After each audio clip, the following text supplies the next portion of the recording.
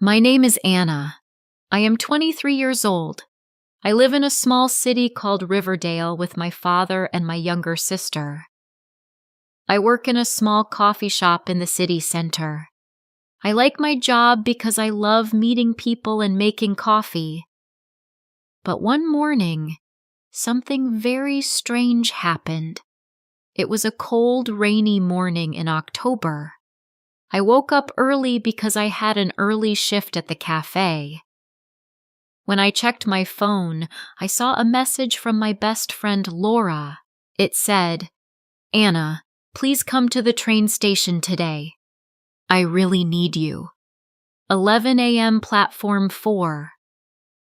I didn't understand. Why did Laura want me to go to the train station? She didn't say anything else. I called her, but her phone was switched off. I looked at the clock. It was already 9 a.m. I only had 2 hours to get ready. I put on my favorite jeans, a warm blue sweater, and my black boots. I grabbed my raincoat and my small black umbrella. My dad was making breakfast.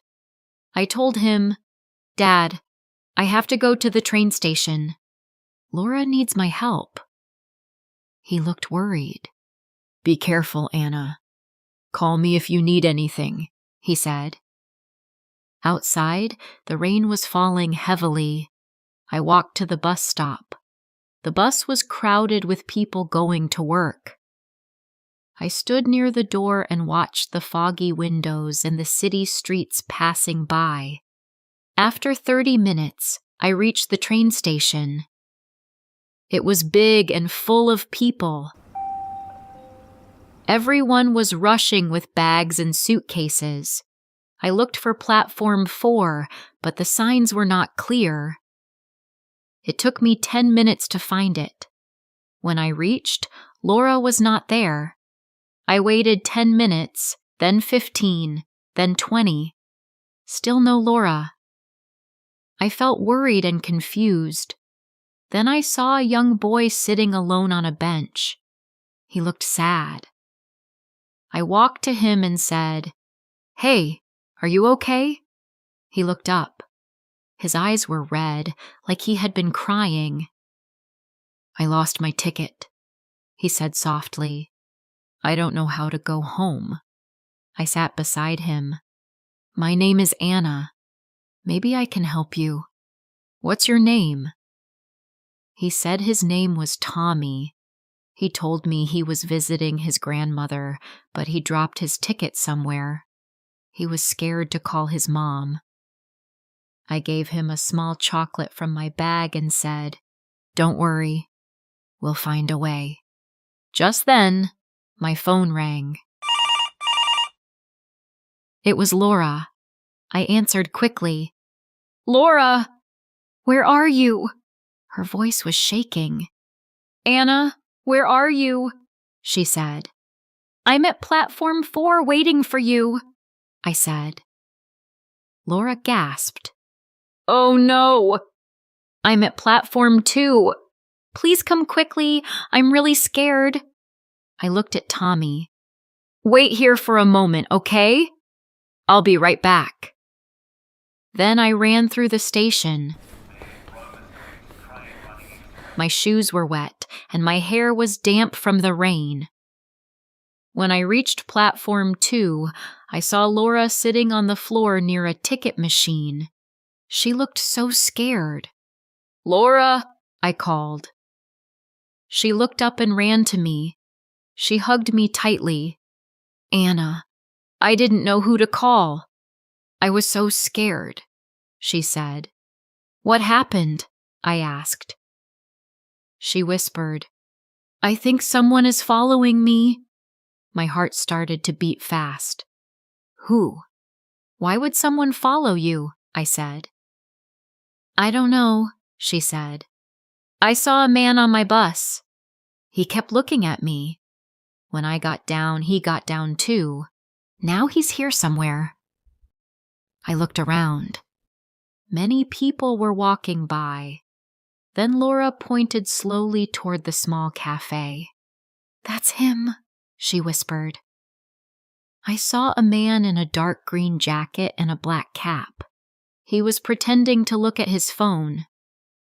I said, "Stay here. I'll go talk to him." But when I stepped forward, the man looked at us and quickly walked away. We watched him disappear into the crowd. Laura said, "Do you believe me now?" I nodded. "Yes. Let's go tell the station security." We went to the help desk and told a kind lady everything. She called a security guard. The guard listened carefully and said, "Don't worry. We'll check the cameras." Laura looked calmer now. She squeezed my hand. "Thank you, Anna. I don't know what I would do without you." I smiled. "Next time, send me the right platform." We both laughed a little, but I was still worried inside. Then I remembered Tommy, the little boy. I told Laura, I need to help someone else too. We went back to platform 4 and found Tommy still sitting there with his small bag. Laura sat beside him while I went to the ticket counter. I told the lady what happened. She said she would call Tommy's mother. When his mom arrived, she hugged Tommy tightly. She thanked us again and again. I felt warm inside. It felt good to help. When we left the station, it was still raining. Laura and I shared my umbrella and walked to a small cafe nearby. We sat and drank tea. Laura told me she thought the man might be her old boyfriend. He was angry when she left him. I said, "Don't worry. You're safe now. If he tries again, we'll call the police." Laura smiled weakly. "You're my best friend, Anna." I said, "Always." After tea, we took a taxi home. I felt tired but strong. So many things had happened in one day. When I reached home, my dad and sister were waiting. They hugged me tightly. I told them everything. Dad said, "You are my brave girl." My sister said, "I want to be like you one day." That night, I couldn't sleep well. My mind was full of thoughts. But I knew one thing. I was not alone. I had my family. I had my best friend. And I had a kind heart that liked to help people. A week later, I was making coffee at the shop when someone called my name. I turned and saw Tommy and his mother. They brought me a box of homemade cookies. They said, "Thank you for helping us." I felt so happy. That day, I understood something important.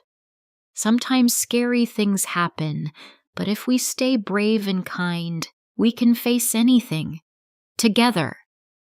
Have you ever helped someone in need? Tell me in the comments.